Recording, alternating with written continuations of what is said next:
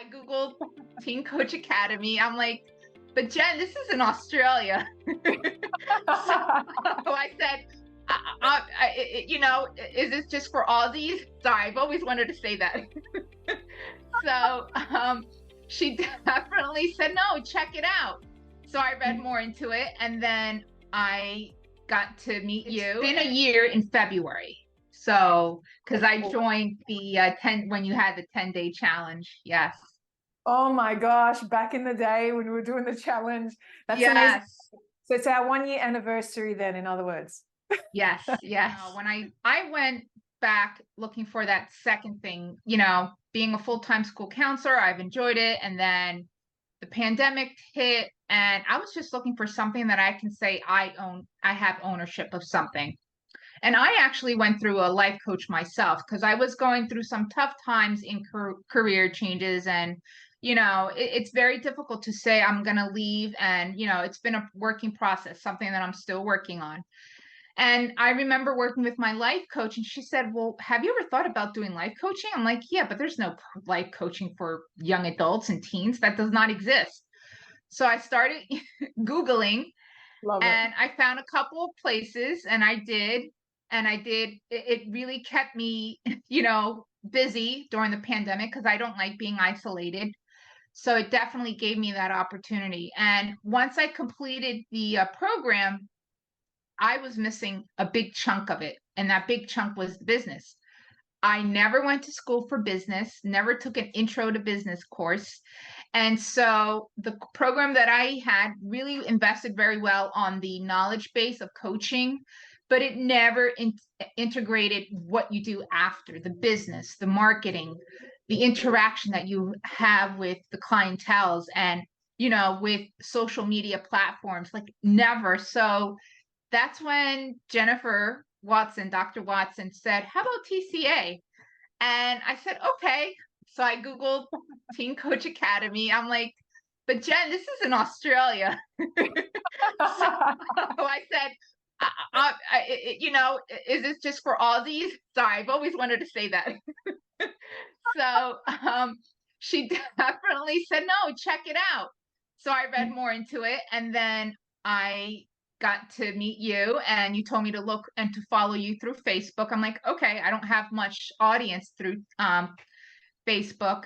And then unfortunately, my father passed away. So then I did have to postpone. But you and I had been in communication, and you've been really gifted. I loved how you took the opportunity to search me, and you highlighted things that really touched me.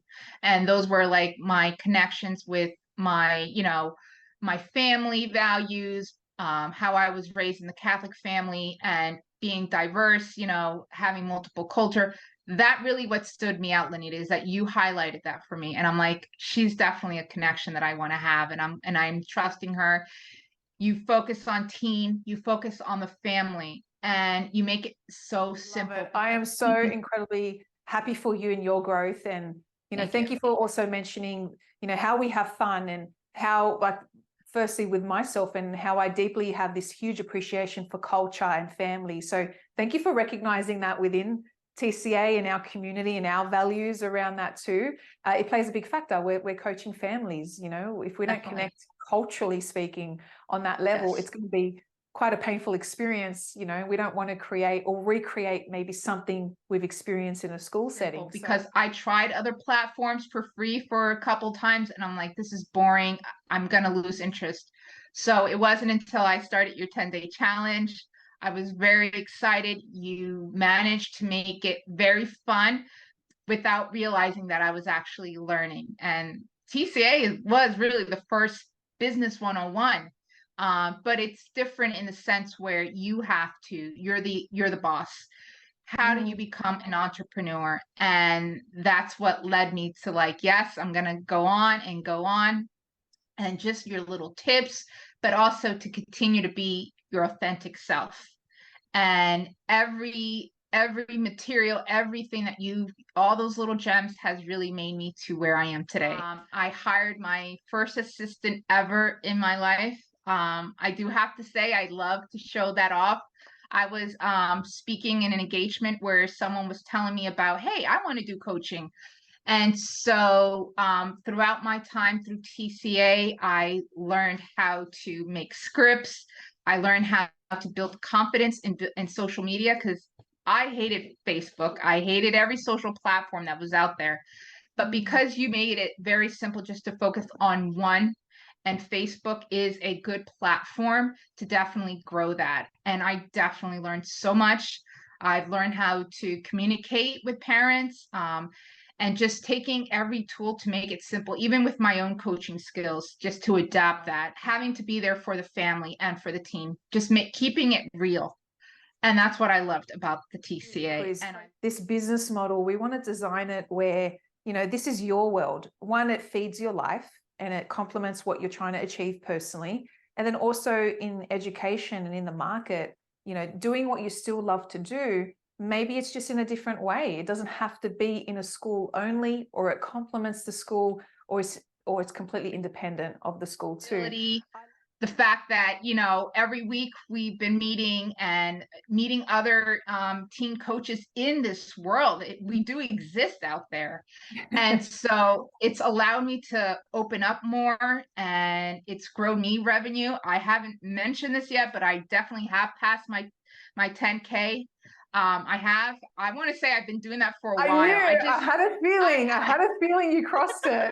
Congratulations. I have. Thank you. You made me bring up my high ticket price. Having that high ticket price build my confidence. It definitely made me more assured when I get ready to have a consult with a parent, like, this is who I am, rather than before I had a very low ticket price. And I feel that definitely did not give me insurance and the confidence, and parents also, how really valuable is she to my child, and building that high ticket price definitely helped a lot. So it really does matter. Well, of course, music. So I did pass the 10K. I love the wins. I love the shares. I've definitely have witnessed you evolve as a woman, like just your own personal growth.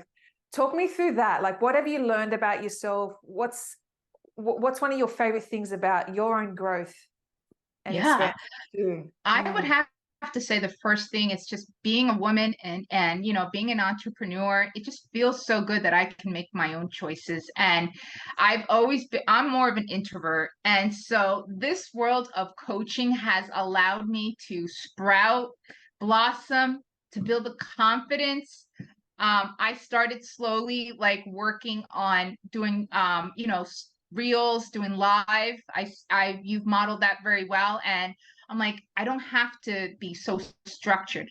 And I think that just being able to present to on Facebook and to my followers is that I need to be authentic. It's not just the content writing. It's not just, you know, sharing. They want to see who I am. And, you know, TCA, you've modeled that very well. And I think that I've learned how to get out of my shyness and being able to be more confident in that. You know, you're working full time in school, and so building coaching part time. Of course, there could be challenges around that, and I'm curious how you handle that. Self-care, balancing.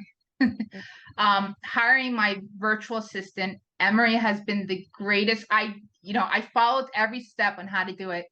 I met her, we connected very well, and she has been the person now that I can just focus now on my coaching. I can focus on projects that I want to focus on when I'm doing that. That has been the best thing ever, because at first I felt like I had to control everything. I keep structure. I have balance where, you know, at work, you know, once I'm done, I leave. I have days when I structured the days that I need to be available based in the area that I am from the US. I know when parents need someone to be available, but I take time off. I always say my Fridays, my Sundays, because I'm very invested in my church. I read, you know, so I am definitely, you have to do self-care. You have to have a balance. And so I think that when you have that, and some people say it's impossible, but it is possible. But even while I'm a school counselor, I'm still active as a coach. I'm still connecting with people. Hey, by the way, I'm also a life coach. I've spread that. So, the more you expose yourself and express that, even in the day-to-day conversations that I have with people, it has definitely reached out to potential clients. That's how I look at it. And I'm always curious around how has teen coaching, strengthened and impacted your role as a school counselor? It has definitely made me a better listener, as an active listener, being non-directive. The skills that I've gained as a life coach, I approach every one of my students, giving them, I'm walking this journey with you. I always have that. my logo. My logo is the compass. I take whatever I've learned into practice, into my everyday coach with my counseling as well. And I keep thinking of, don't work harder, work smarter. So at the same time, the approach that I've had with my students has been much better because they have more ownership and enjoy spending time with me. And at the same time, I'm practicing my skills. And of course, and that's exactly why I love our niche. It's all integrated with where you're currently at with your current role, or transitioning out, or coaching full time. It all has a place. I love when we hang out, because it really does feel like we're hanging out. We're making moves, we're building the business. I still remember that conversation about your VA, and even the price increasing in pricing at business boot camp. You put your hand up for, that coach intervention. There's so many things I love when we're hanging out, but I'd love to know, what do you love? Like, what do you love most about TCA? If there's anything that kind of speaks out to you. Yeah. I love just being able to have ownership and be able to meet every week, and being able to hear other coaches, to hear it. Because sometimes at first I'd be the quiet one, but then it allowed me to open up. But just being able to be in a community of where other coaches have different niche, and being able to learn from them, Christina, Henry, Sam, like everyone, Dr. Jen, everyone has something to share. And that's what I love about the Teen Coach Academy, is that we're our own family compared to other companies. It's all about, making it out and then you leave, and we still have this connection.